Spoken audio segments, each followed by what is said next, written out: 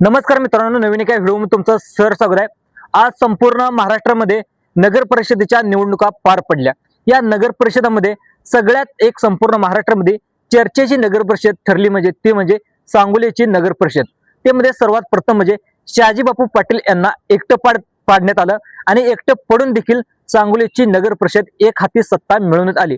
आता ही शहाजी बापू पाटील यांनी हे कसं साध्य केलं, यामध्ये कोणती मुख्य कारणे आहेत याची संपूर्ण माहिती जाणून घेण्यासाठी चॅनलवर जर तुम्ही पहिल्यांदा आला असाल तर चॅनलला पहिल्यांदा सबस्क्राइब करून ठेवा। तर सगळ्यात महत्त्वाचे मुद्दे कोणकोणते असे कारणीभूत ठरले की शहाजी बापू पाटील यांनी एक हाती सांगोलीच्या नगर परिषदेवर सत्ता मिळवण्याचा प्रयत्न केले। तर यामध्ये कोणकोणते मुद्दे या व्हिडिओच्या माध्यमातून आज आपण जाणून घेण्याचा प्रयत्न करूयात। सुरुवातीला ज्यावेळी नगर परिषदेच्या निवडणुका जाहीर झाल्या, नगर परिषद निवडणुका जाहीर केल्यानंतर शहाजी बापू पाटील यांनी आपल्या भारतीय जनता पार्टीशी देखील युती करण्याचा प्रयत्न केला। त्यानंतर पाहिलं गेलं तर शेकापशी देखील त्यांनी बोलणी चालू केली, पण त्यांनी त्याला सुरुवातीला एकटं पाडण्यात आलं। त्यांनी देखील ज्यावेळेस मीडियाच्या समोर देखील आले, आम्ही सगळे प्रयत्न करून बघितले पण आम्ही युती व्हायला तयार नाहीत, त्यामुळे शहाजी बापू यांनी एकटे जाण्याचा निर्णय घेतला। त्यावेळी शहाजी बापू ज्यावेळेस मीडियाच्या समोर आले होते ते इतके इमोशनल झाले होते की त्याचा सहानुभूतीचा फायदा देखील शहाजी बापू पाटील यांना निवडणुकीच्या इलेक्शन मध्ये झाला। त्यानंतर दुसरी घटना घडली ते म्हणजे दुसरं पाहिलं गेलं तर जे शेकापचे बाबासाहेब देशमुख आमदार आहेत, तर शेकापचे बाबासाहेब देशमुख आमदार यांनी देखील भारतीय जनता पार्टीशी घरोबा केला। तर मित्रांनो, पाहायला गेलं तर शेकापची जी काही विचारसरणी आहे आणि भारतीय जनता पार्टीची जी काही विचारसरणी आहे हे वेगवेगळे विचाराचे पक्ष आहेत।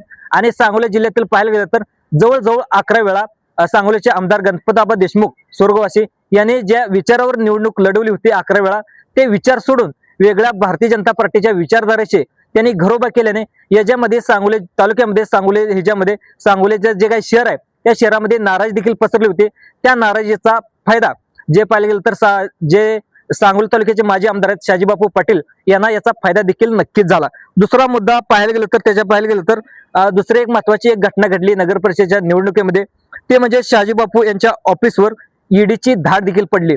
त्यावेळेस ईडीची धाड पडल्याने शहाजी बापू देखील ज्यावेळेस ईडीची धाड पडली त्यावेळेस वेगवेगळे नेते देखील त्याला प्रतिक्रिया दिला। आता यामुळे मुख्यमंत्र्यांनी देखील त्यावेळेस प्रतिक्रिया दिली, ज्यावेळेस ईडीला माहिती समजते त्यावेळेस आम्ही ऑफिसच्या वेळी तिथे धाड टाकत असतो।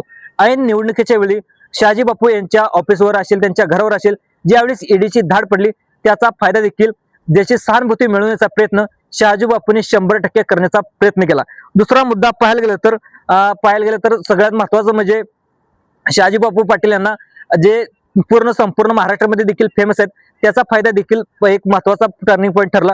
दुसरं पाहिलं गेलं तर सगळे जे विरोधक आहेत ते विरोधक एकत्र येण्याचा प्रयत्न केला। त्यामध्ये पाहिलं गेलं तर राष्ट्रवादीचे दीपक आबा साळुंखे माजी आमदार असतील, त्याच्यानंतर शेकापचे बाबासाहेब देशमुख असतील, नंतर दुसरं पाहिलं गेलं तर जे भारतीय जनता पार्टीचे जे काही स्थानिक पदाधिकारी असतील यांनी देखील एक पॅनल उभा केलं। पॅनल उभा केल्यानंतर शहाजी बापू एकटे पडल्यानंतर त्याचा पाहिलं तर मी एकटा पडलोय आणि त्यांनी सहानुभूती मिळवण्याचा प्रयत्न केला आणि शहाजी बापू पाटील यांनी देखील याचा फायदा उचलण्याचा प्रयत्न केला।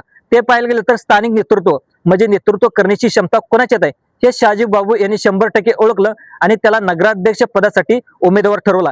याचा फायदा देखील 100% त्यांना झाला। दुसरं पाहिलं गेलं तर त्याच्यानंतर ज्यावेळी शेवटची नगर परिषद इलेक्शनचा प्रचारचा शेवटचा दिवस होता त्यावेळेस एकनाथ शिंदे साहेबांची जी काही सभा ठरली ती सभा देखील टर्निंग पॉईंट ठरली। मित्रांनो, सभा ठरल्यानंतर संपूर्ण वारो फिरवण्याचं काम माननीय उपमुख्यमंत्री शिंदे साहेबांनी केलं। त्यानंतर शिंदे साहेबांनी केल्यानंतर याचा फायदा शिंदे साहेबांनी नेतृत्वावर म्हणजे अनेक आश्वासन देखील सांगोली जिल्ह्याला दिले।